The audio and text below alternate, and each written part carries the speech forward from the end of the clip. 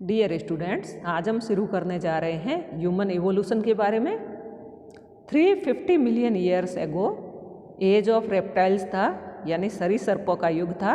और 300 million year ago reptile से दो ब्रांचेज निकली, सिनेप्सिड एंड सोरोप्सिड। सिनेप्सिड ब्रांच थी, उससे आगे चल करके मैमल्स का इवोल्यूशन हुआ और सोरोप्सिड ब्रांच से रेप्टाइल्स, बर्ड्स और डायनासोर्स का इवोल्यूशन हुआ है। तो ह्यूमन इवोल्यूशन में किस प्रकार से इनका इवोल्यूशन हुआ है, तो क्लास मैमेलिया जो है इसका क्लासिफिकेशन इस प्रकार से है। फाइलम कॉर्डेटा है, क्लास मैमेलिया है, ऑर्डर प्राइमेट्स है और ऑर्डर प्राइमेट्स को दो सब ऑर्डर्स में बांटा गया है, प्रोसिमी एंड एंथ्रोपोइडिया। प्रोसिमी के सदस्य जो थे वो क्रिटेशियस और पैलियोसिन एरा में पृथ्वी पर उपस्थित थे। प्रोसिमी सब ऑर्डर को 3 इंफ्रा ऑर्डर्स में डिवाइड किया गया है। फर्स्ट है लेमुरिफॉर्मिस, सेकंड है लॉरिसिफॉर्मस और थर्ड है टार्सिफॉर्मस। फर्स्ट है लेमुरिफॉर्मस, इसके एग्जाम्पल है ट्री श्रू, लेमूर्स जो कि और आए। ये मेडागास्कर में लेमूर्स जो है वो मेडागास्कर में पाए जाते हैं। सेकंड है इंफ्रा ऑर्डर लॉरिसिफॉर्मस, इसका एग्जाम्पल लॉरिस है जो कि पूर्वी एशिया, भारत, श्रीलंका और अफ्रीका में पाए जाते हैं। और थर्ड इंफ्रा ऑर्डर था टार्सिफॉर्मस, जिसके एग्जाम्पल है टार्सियर्स, ये फिलीपींस और इंडोनेशिया में पाए जाते थे।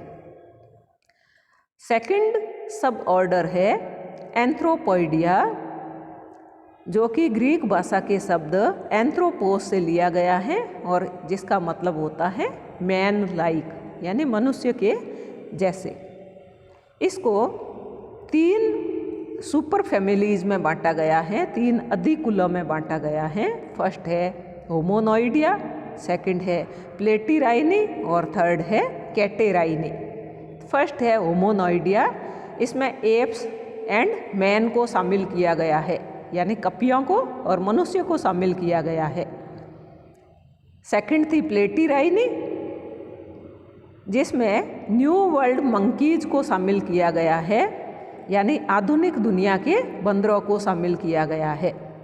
और थर्ड है कैटेराइनी, इसमें ओल्ड वर्ल्ड मंकीज यानी पुरानी दुनिया के बंदरों को शामिल किया गया है।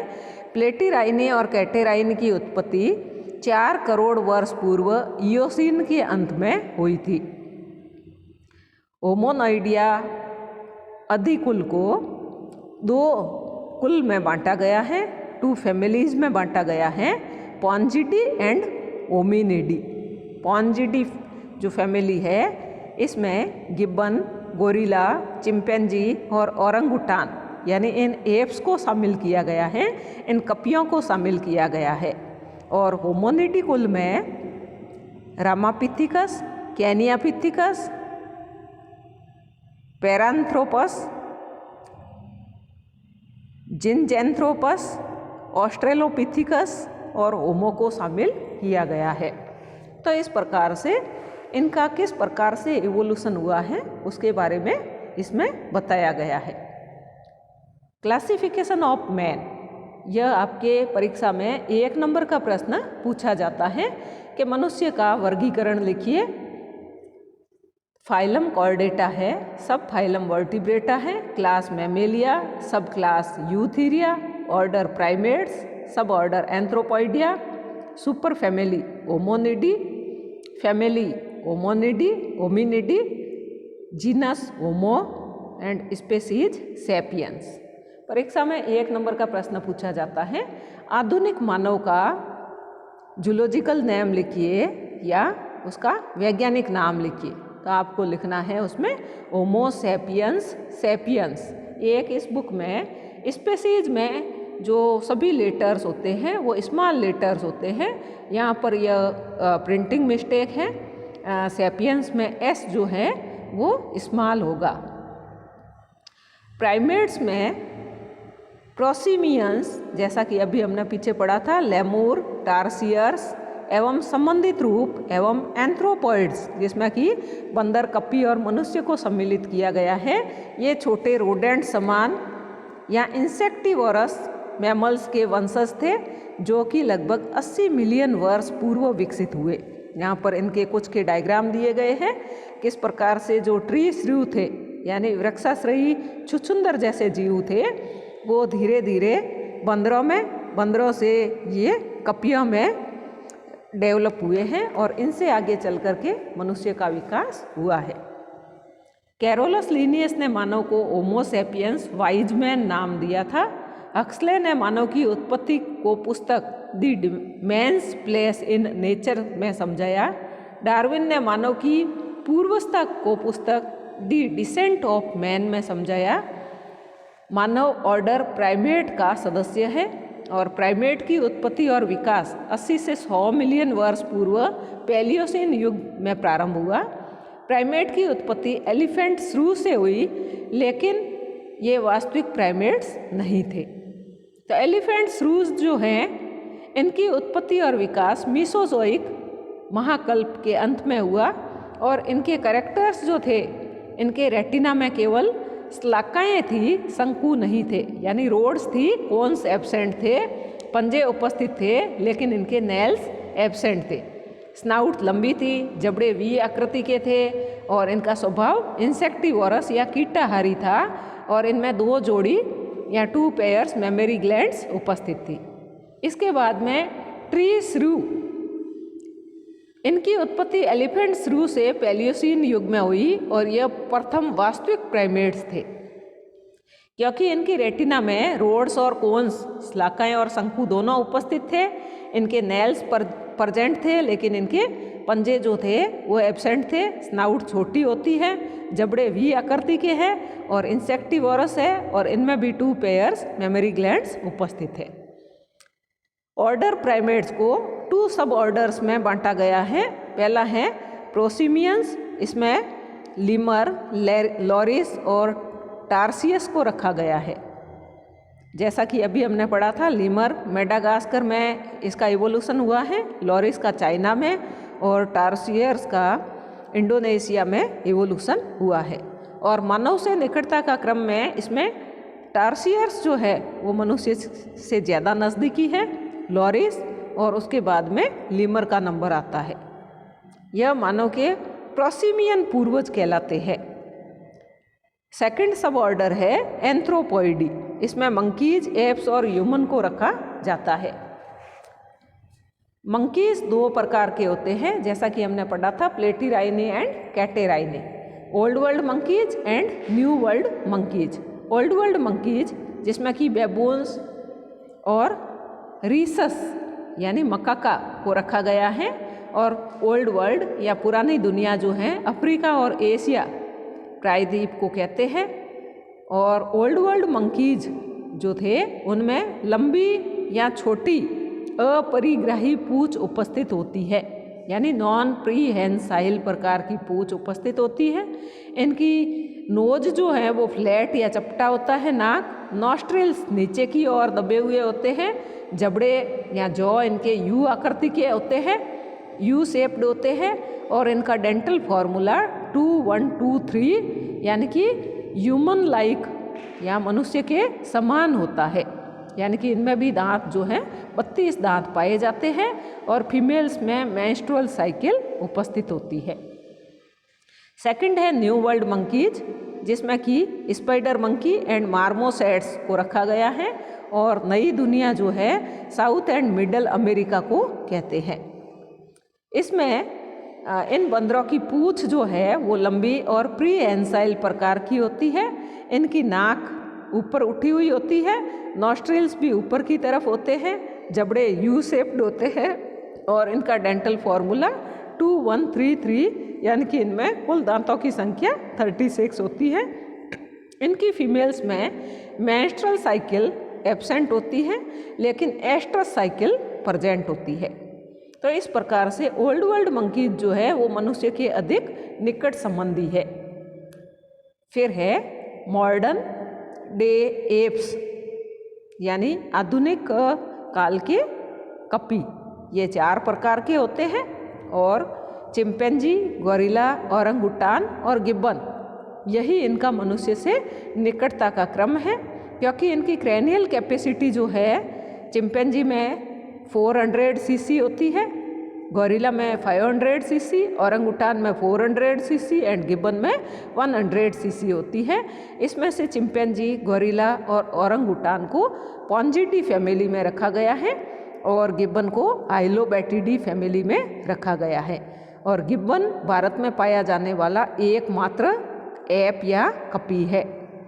मनुष्य को या मानव को होमिनिडी फैमिली में रखा गया है।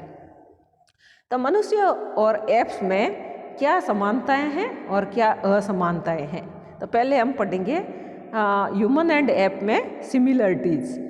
दोनों में टेल एब्सेंट होती है, दोनों इरेक्ट पोस्चर में यानी कि ऊर्ध्व खड़े होकर के चलते हैं, दोनों में ग्रास्पिंग हैंड्स पाए जाते हैं यानी कि चीज़ों को पकड़ने वाले हाथ पाए जाते हैं, दोनों में हेयर्स, बॉडी पर हेयर्स प्रेजेंट होते हैं यानी शरीर पर बाल उपस्थित होते हैं, larger head and more cranial capacity, इनका दोनों का सिर बड़ा होता है और इनकी क्रैनियल कैपेसिटी या कपाल क्षमता अधिक होती है। More intelligent than other animals, दूसरे जंतुओं की तुलना में ज़्यादा बुद्धिमान होते हैं। Facial muscles are present for expression of surprise, pleasure, तो इनकी जो फेशियल मसल्स है वो इमोशंस को एक्सप्रेस कर सकती है। दोनों की फीमेल्स में मासिक चक्र या मेंस्ट्रुअल साइकिल उपस्थित होती है, दोनों में AB सीरीज का ब्लड ग्रुप पाए जाते हैं और दोनों में हीमोग्लोबिन के कंपोजिशन जो है वो सिमिलर होता है। केवल मानव और गोरिल्ला के हीमोग्लोबिन में एक एमिनो एसिड का डिफरेंस होता है। अगर क्रोमोजोमल सिमिलरिटीज़ देखें तो ह्यूमन में 46 क्रोमोजोम्स होते हैं और एप्स में 48 क्रोमोजोम्स होते हैं। यह संख्यात्मक अंतर जो है गुणसूत्र के खंडन या संयोजन के कारण होता है। या तो गुणसूत्र का संयोजन होता है या गुणसूत्र का खंडन होता है। जैसे 46 गुणसूत्र हैं, उनका खंडन हुआ 48 बन गए, या 48 गुणसूत्र हैं, उनका संयोजन हुआ और 46 गुणसूत्र बन गए। दोनों में DNA के घटक और DNA का मैचिंग लगभग समान होती है और यह समानता 100% चिंपैंजी के साथ में, 94% गिब्बन के साथ में, 88% रीसस मंकी के साथ में होती है। तो मनुष्य का जो DNA है वो 100% चिंपैंजी के साथ में मैच करता है। दोनों में गुणसूत्रों को अभिरंजित करने पर यानी कि क्रोमोजोम्स को स्टैन करने पर समान बेंडिंग पैटर्न प्राप्त होता है। मानव व चिंपैंजी के गुणसूत्र संख्या 3 और 6 का बेंडिंग पैटर्न तो पूर्णतया समान होता है यानी कंप्लीटली सिमिलर होता है। जैसे मनुष्य के गुणसूत्र 46 होते हैं सोमेटिक सेल्स में, उसमें से 44 ऑटोसोम्स कहलाते हैं यानी कायिक गुणसूत्र कहलाते हैं और 2 जो होते हैं एलोसोम्स कहते हैं या लिंग गुणसूत्र कहते हैं। मनुष्य गुणसूत्र को सामान्यतया WBC के कुछ प्रकार द्वारा संवर्धित किया जाता है जो पेरिफेरल ब्लड से प्राप्त होती है।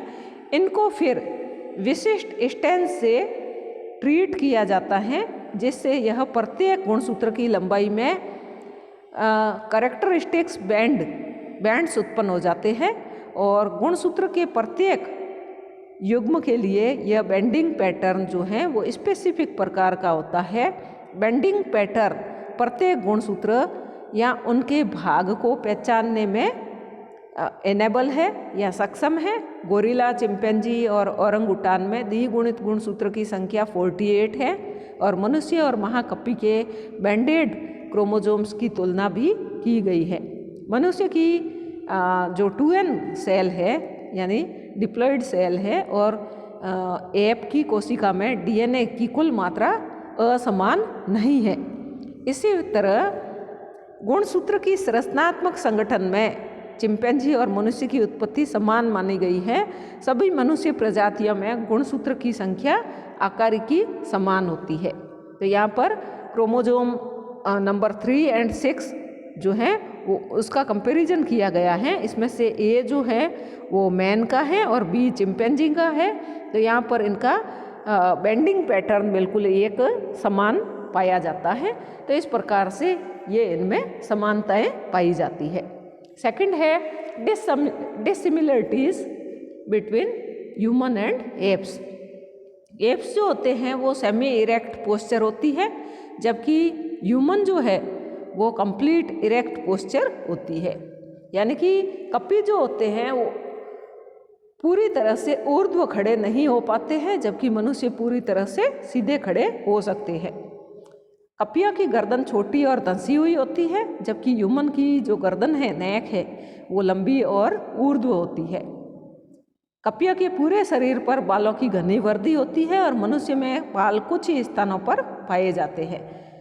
एप्स की क्रैनियल कैपेसिटी ह्यूमन की अपेक्षा कम होती है, जैसे 400 to 500 सीसी होती है, जबकि मनुष्य की 1300 to 1600 सीसी होती है। एप्स मनुष्य की तुलना में कम बुद्धिमान होते हैं और इनके फोर लिम्स जो हैं वो हैंड लिम्स से ज़्यादा लंबे होते हैं, अग्रपाद पश्चपादों से ज़्यादा लंबे होते हैं, जबकि मनुष्य में इसका उल्टा होता है, इसके अग्रपाद पश्चपादों से छोटे होते हैं। यानी फोर लिम्स जो है वो स्मॉल होते हैं हैंड लिम्स से। जबड़े यू आकृति के होते हैं, जबकि मनुष्य में जबड़े जो है वो सेमी सर्कुलर होते हैं। इसमें चिन एब्सेंट होती है, जबकि मनुष्य में चिन प्रेजेंट होती है। इसमें अंगूठा जो है हथेली के समानांतर या पैरेलल होता है और यहाँ पर जो है सम्मुख अंगुष्ठ यानी हथेली के समकोण पर पाया जाता है अंगूठा। इसमें श्रोणी मेखला यानी पेल्विक गर्डल जो है वो एनलार्ज्ड होता है और इसमें श्रोणी मेखला जो है वो चौड़ा होता है, ब्रॉड होता है। इसमें बाल संख्या में कम होते हैं और यहाँ पर बाल संख्या में अधिक होते हैं। नेक्स्ट है फॉसिल्स ऑफ एप्स यानी कपियों के जीवाश्म। तो सबसे पहला जीवाश्म जो प्राप्त किया गया था कपियों का, उसको नाम दिया गया था ट्रोप्लियोपिथिकस। इसकी उत्पत्ति और विकास ओलिगोसीन युग में हुई, इसलिए इनको ओलिगोसीन एप्स कहते हैं। नेक्स्ट है इजिप्टोपिथिकस। इनकी उत्पत्ति और विकास ओलिगोसीन युग के अंत में और मियोसीन युग के प्रारंभ में हुआ, इन्हें मियोसीन एप्स कहते हैं। प्रोंकोसल, इनके जीवाश्म लीके द्वारा ईस्ट अफ्रीका के केन्या में विक्टोरिया झील या विक्टोरिया लेक के पास खोजे गए। यह मियोसीन चट्टानों से प्राप्त हुए और यह चारों पैरों पर चलता था। इसे मनुष्य और एप्स का सम्मिलित पूर्वज माना जाता है।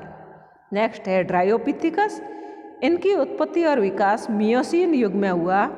इन्हें आधुनिक युग के एप्स का सीधा पूर्वज कहा जाता है। ये सेमी इरेक्ट पोस्चर थी इनकी, अग्रपाद पश्चपादों से लंबे थे, चारों पैरों पर चलते थे, पूर्ण शरीर पर घने बाल थे, जबड़े यू आकृति के थे, दांत लंबे और नुकीले थे। ये अधिकांश समय वृक्षों पर रहते थे और इनका स्वभाव जो है वो हर्बीवोरस था। इनके बाद में रामापिथिकस, शिवापिथिकस एंड कैनियोपिथिकस। इनके जीवाश्म लेविस के द्वारा, रामापिथिकस और शिवापिथिकस का जीवाश्म लेविस के द्वारा शिवालिक पहाड़ियों से भारत में प्राप्त किया गया था और ये 15 मिलियन ईयर एगो और मानव वंशानुक्रम का पहला पूर्वज इसको रामापिथिकस को माना जाता है। कैनियोपिथिकस का जीवाश्म लीके के द्वारा केनिया से प्राप्त किया गया। इनकी उत्पत्ति और विकास प्लियोसीन युग में हुई है और लक्षण इन्हें मानव का पूर्वज कहा जाता है, लेकिन लक्षणों में यह ट्रायोपिथिकस के समान ही थे और ये भूमि पर विचरण करते थे। कल हम पढ़ेंगे प्री हिस्टोरिक मैन के बारे में, ऑस्ट्रेलोपिथिकस के बारे में और प्री हिस्टोरिक मैन के बारे में पढ़ेंगे। Thank you.